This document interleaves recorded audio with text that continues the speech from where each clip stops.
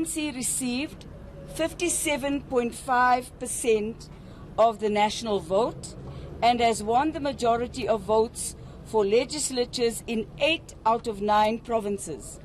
South Africans have therefore given their vote of confidence to the ANC to continue to lead transformation and government for the next 5 years in order to speed up the process of building a better life for all.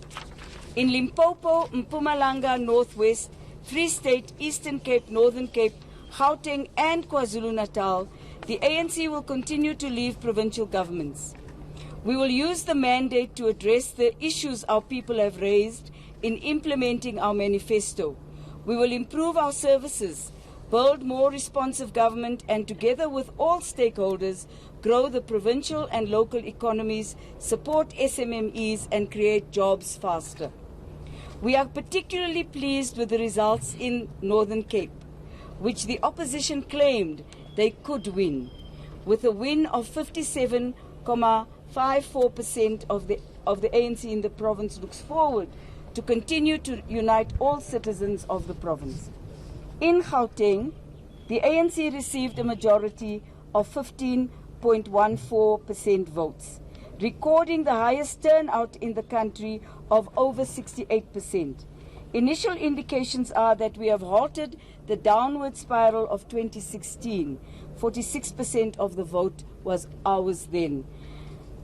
Gauteng is the economic heartland of South Africa and Africa, with the highest population and the most urbanized region. Despite the recovery, we have to go back to basics in the province. We congratulate the Democratic Alliance on winning the majority in the Western Cape.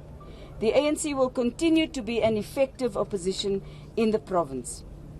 The turnout of nearly 2/3 of registered voters nationally is respectable for a maturing democracy. This is, however, down in comparison with turnout in 2014, which was as high as 73.48%. And we must therefore, as the ANC and other stakeholders, do more to convince larger numbers of especially young people to play their role in our democracy and register to vote. As the ANC, we have heard the people. We have heard the voices of all South Africans, those who voted for us, for the opposition, and those who did not vote. The National Executive Committee of the ANC, led by President Cyril Ramaphosa, appreciates the enormity of the task that lies ahead and thanks the people of South Africa with great humility for this mandate and confidence.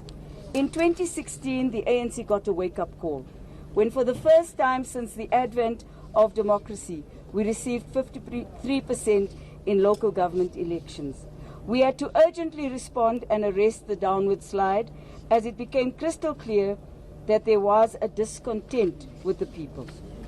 We commit to a sustained program of renewal and be decisive to root out lawlessness, greed, corruption, and selfishness.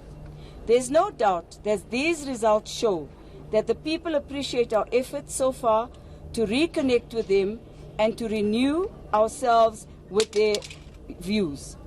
We have no doubt that a lot still has to be done. We are humbled by the fact that our message was received by our people.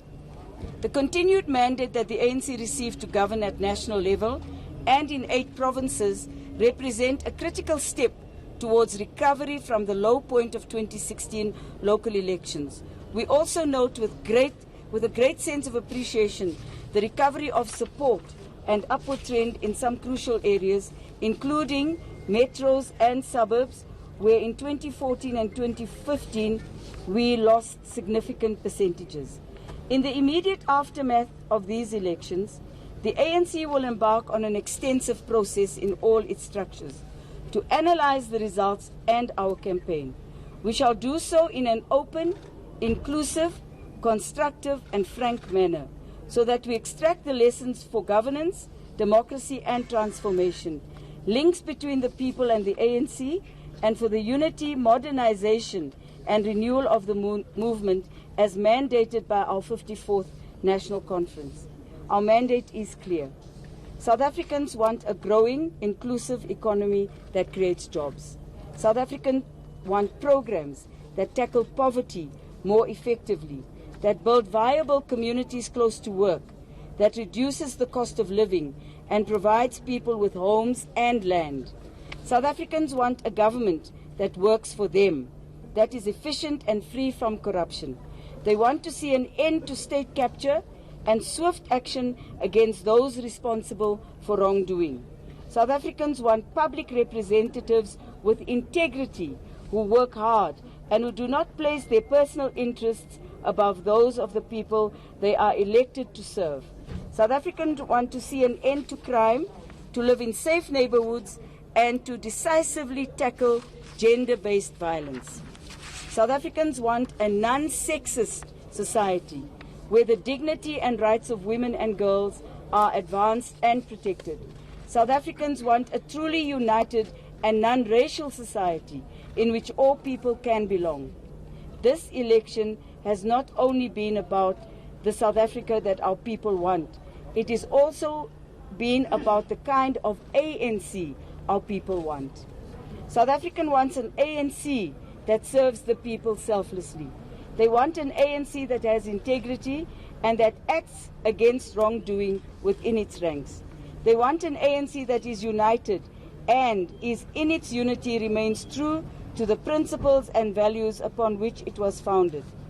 The message we take from the results of this election is that the people's confidence in the ANC is returning and that we need to correct our mistakes and pursue with greater effort the process of renewal and rebuilding. We are fully aware that these performance levels mean that many are yet to be fully convinced, and we are firmly on that new trajectory.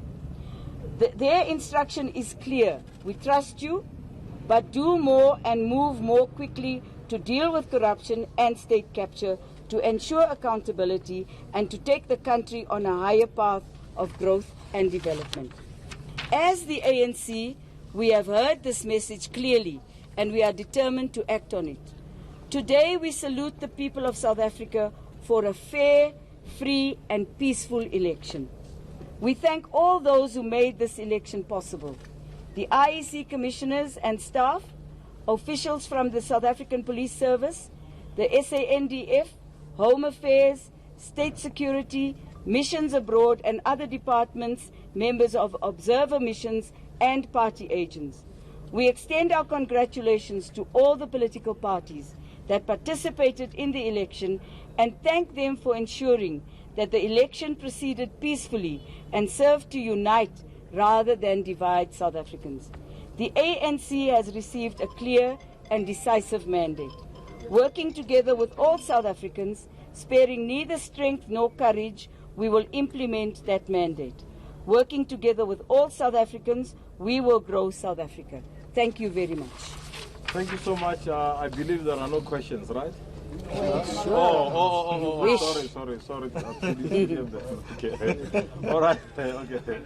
I thought the message was very clear. Yes, okay, so the Lord will kill me. 1, 2. Okay. 3, 4. Yeah. And then the last one, 5. And then 6. Yeah, okay, let's start. All right, thank you. Sidi Madia from News 24. Perhaps there's a question for the other top 6 members who are here, whereas the other 2 as opposed to the SG, because I spoke to the SG yesterday. While the ANC preaches unity and trying to get South Africans' trust back and focusing on South Africans, what seemed to a lot of us is the issues within the ANC kept creeping up during the campaign and yesterday. Yet the SG versus Fikile Mbalula, the head of elections, went back and forth about the role played by the president in the elections, and that actually captivated the stories yesterday. How then are we expecting South Africans to then trust an ANC that's still so inward-looking? We're listening there to the victory briefing, you can call it that, by the ANC's Deputy Secretary General Jessie Duarte, speaking there about how the ANC is pleased at the renewed mandate that it's received from majority of South Africans, but it is a reduced majority for the party because nationally the ANC is at around 50% of the vote. We're waiting for the official announcement to be made by the IEC at about 6 p.m. tonight. Duarte is saying that the party is aware of the long road ahead as it tries to rebuild both itself internally and, of course, meet the needs of the various South Africans who are worried about issues of unemployment, housing, jobs, and much more. We're going to take you